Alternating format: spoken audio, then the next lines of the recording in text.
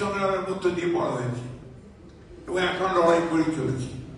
আমরা বিশ্বাস করি যে বাংলাদেশের মানুষ সংগ্রাম লড়াই এটাদের মজ্জাগত। যে কোনো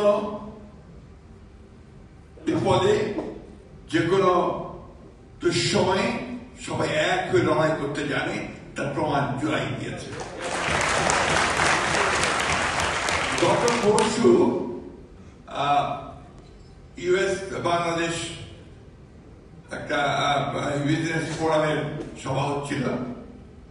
সেখানে আমাদের সম্মানিত, সকলের সম্মানিত, বিশ্বের সম্মানিত প্রফেসর ইউনূস যখন কথা বলছিলেন, আমার বারবার করে মনে হচ্ছিল যে আমি এদেশের স্বাধীনতার ঘোষক শহীদ প্রেসিডেন্ট জিয়া রহমানের স্বপ্ন শহীদ প্রেসিডেন্ট জিয়া রহমান দেখেছিলেন যে বাংলাদেশকে একটা গণতান্ত্রিক, একটা সমৃদ্ধ এবং দুর্নীতিমুক্ত একটি বাংলাদেশে পরিণত করবেন। তার সমস্ত কথাগুলো সেই সভায় প্রফেসর ইউনূসের কথা থেকে বেরিয়ে আসছিল।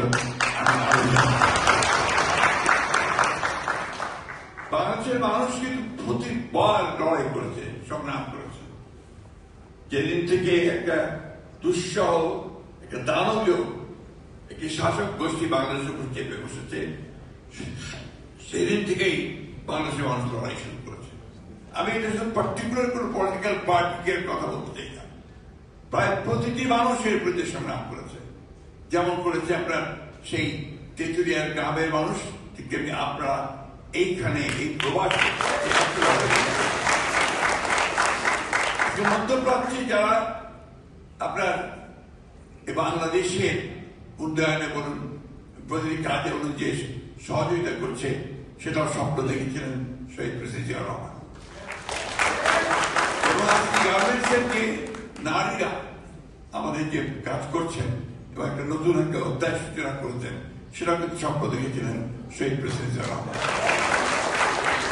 একটা একজনের শাসন ব্যবস্থা থেকে বহুদলীয় গণতন্ত্র এবং একই সঙ্গে মুক্ত সমাজ, একটা আপনার মুক্ত সংবাদ প্রবাহ, freedom of speech, freedom of press, এগুলো স্বপ্ন দেখেছিলেন শহীদ প্রেসিডেন্ট জিয়া রহমান। আজকেও আমাদের নেতা, তরুণ নেতা আমরা বলি, তিনিও 31 দফা কর্মসূচি দিয়ে সেই নতুন চিন্তা ভাবনা। একটা কথা খুব স্পষ্ট করে দৃঢ়তার সঙ্গে বলতে চাই যে আমরা যারা বয়োজ্যেষ্ঠ আছি, আমরা অনেকগুলো লড়াই লড়েছি, আমরা স্বাধীনতার যুদ্ধ করেছি, পরবর্তীকালে গণতন্ত্রের জন্য সংগ্রাম করেছি, লড়াই করেছি। আজকে আমাদের সামনে শহীদরা যারা তারা এসছে এবং অন্তত আশাবাদী যে আমরা ভবিষ্যতে আমার লড়াই করতে।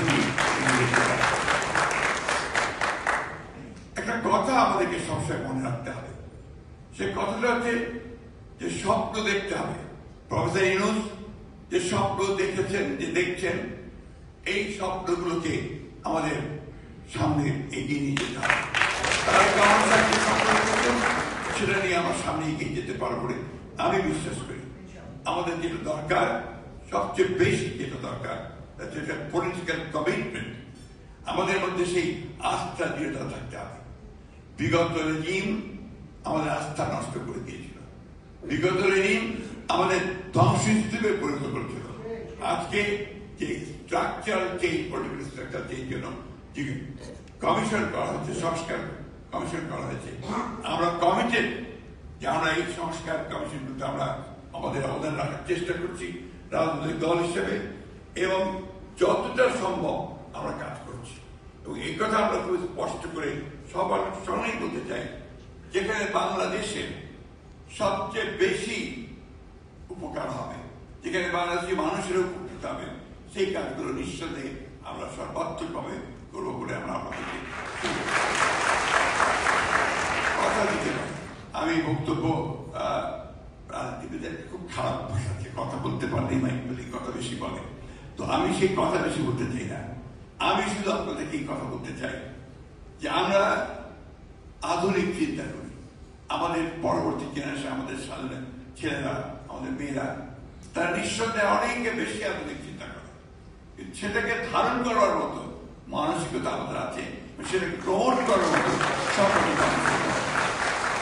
আমি বিশ্বাস করি, আমি আপনি যাদের কথা কিনে শুনলাম, আমি আরো আশাবাদী হয়ে উঠেছি যে আমাদের এই নতুন জেনারেশন তারা নিঃসন্দেহে আমাদেরকে সেই নতুন সংগ্রামে, নতুন লড়াইয়ে, নতুন স্বপ্নের মতো দিয়ে আমাদেরকে নতুন দিগন্তের মধ্যে নিয়ে যাবে।